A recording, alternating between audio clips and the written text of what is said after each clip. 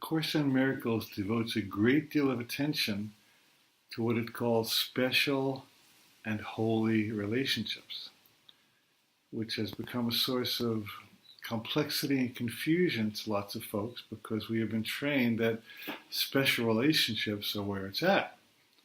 Yet the Course says that what we call special is often a ploy of the ego that brings us not release and healing and eternal heaven, but really closer to hell. So let's take a few minutes now to look into what both of these relationships are and how to move from special relationships to holy ones. We have to begin by recognizing that at an early point, we were taught that there's something wrong with us, that we're somehow fundamentally lacking, that if you knew the truth about me, then you wouldn't want me. And so this is a ploy of the ego, of course. This is not Spirit's voice. And so we go about our life attempting to fill ourselves in from external sources to offset our perceived deficit, which is not real at all, but it's a trick of the ego. And the Course tells us that the key way that the ego attempts to do this is by creating a special relationship with usually a person who will fill us in and balance us out and complement us and make us everything that we're not. But these relationships are doomed because they proceed from a false premise, which is that you're somehow flawed or empty. So we go about the world seeking people and things and events and groups that will validate us because we don't believe we are valid.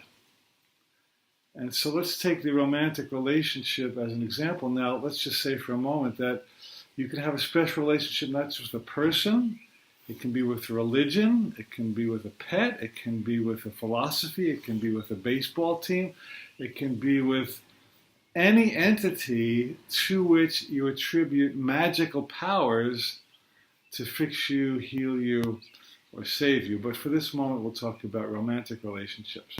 I often refer to that movie line that says, "You complete me," because this setback healing relationship is for many, many years. But it does typify the ego's position, where someone can complete you. Now, while that all sounds nice and gooey and lovely and exciting and romantic, there's a hidden time bomb. And that's that if you have the power to complete me, then you also have the power to incomplete me. And in that moment, I have bestowed the power of my happiness to another person, which makes you and the relationship like a yo-yo. They're nice to you and they phone you and they compliment you, you're happy. They're not nice to you, they don't phone you or text you, and they look at another person and you're unhappy. So how vulnerable are we to give our power to a person who can make us happy or unhappy? And the Course say, of course, that no person has that power, that only we have that power, only God has that power, which already lives inside of us. Now, the Course also tells us that beneath every special love relationship actually lurks a special hate relationship. Why? Why would you possibly like, let alone love, someone who has power over your happiness? So this is why people say, what's a love-hate relationship? Well, not really, because the love that you called love-hate was not really love. It was special love. It wasn't holy love. This is why there's so much bickering and animosity in relationships and why the divorce rate is so high, is because we seek a special person to complete us, and then we hate them because they can incomplete us.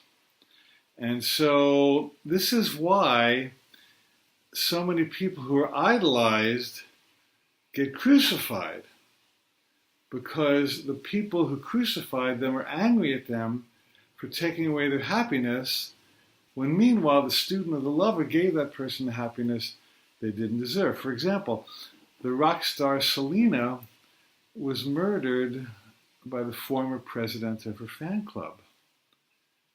And John Lennon was murdered by a disgruntled fan. This story goes on and on. If you watch the news, you'll see that people who are idolized always get crucified. So this is why it's a good idea never to step into the role of an idol, because the person's going to hang you.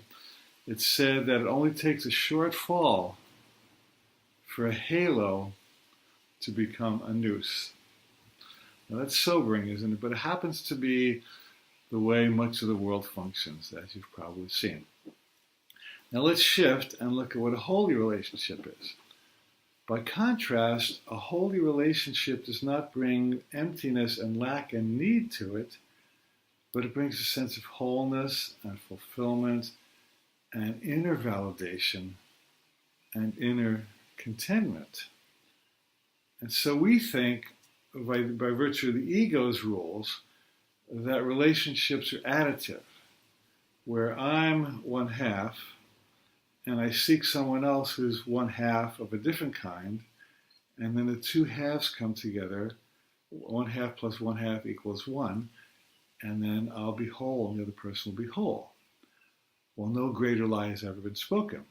Relationships are actually multiplicative, which means that I see myself as one half, and then I get together and multiply with somebody else's one half, and one half times one half equals 1/4, which means that in a dysfunctional relationship, you both end up being less by trying to complete each other. In a holy relationship, it works exactly the opposite way. I recognize myself to be whole, and I recognize you to be whole, and when we get together, 1 whole times 1 equals 1. And in this scenario, the one that you created as a result is really an enhanced one. It's a vibrant one. It's a creative one. It's a life-supportive one, because you are not coming from need. You're coming from overflow and joy. How can I enjoy you? How can I support you? How can we co-create together? Which is entirely different than the ego's play that says, what can I get from you? And the only purpose of relationship is to enhance each other's lives and make each other greater. In other words, how to fan our mutual flame and lift us so we're more. And so in my relationship with my partner, Dee, we're always asking each other, how can I support you? What can I do for you today? What would make your life nicer today? And if Dee knows that I've been working too much in the office, she'll say, why don't you go to the beach? Go have some fun. Or take a couple of days off and have a personal vacation. And she's willing to take over the house responsibilities for a day or two, because she knows that my light will be expanded by going and renewing myself and writing or being in nature. And this only is going to enhance our relationship. And by the same token, I suggest she go see her family or go meet with friends or do evenings with people she loves, because I know that the more I support her to be her true self, then the more she supports me to be my true self, and our relationship is really enhanced. So the Course also tells us that your relationship with your brother or sister is your savior. And what it means by that, this is enigmatic to lots of people. What it means is that when you can shift your vision from that person being your savior on the ego sense, and you start to see them as a whole, beautiful, loving person, then they save you from the illusions that they were your ego savior. I hope you follow that. The idea being that a relationship is all about shifting vision. It's not about changing the other person. No one has ever succeeded in a relationship by attempting to change another person. On the other hand, relationships in which we accept the other person as they are and value them and seek not to make them different in the least, and enjoy them and celebrate them, and we do the same for ourselves. We say, I don't need to improve myself to become lovable. I am lovable just as I am. I'm attractive just as I am, with my weight, with my age, with my wrinkles, with my history, yada, yada, yada. Those are all ego ploys that make you think that if I can just add this or fix this or change this, I'll be lovable. And the Course says it's not like that at all. It says that you are absolutely whole and lovable and powerful and attractive just as you are.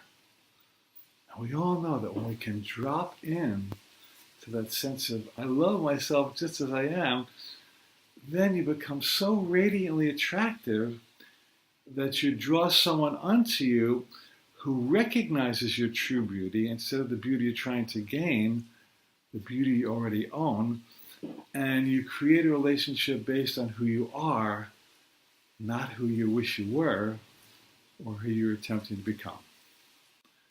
And so I wish for you all the love your heart desires, and all the love you seek, and all the love you deserve, from inside out, extending to attract all the love you deserve from the outside in. Ultimately, there is no outside. All of healing, all of relationship is an inside job.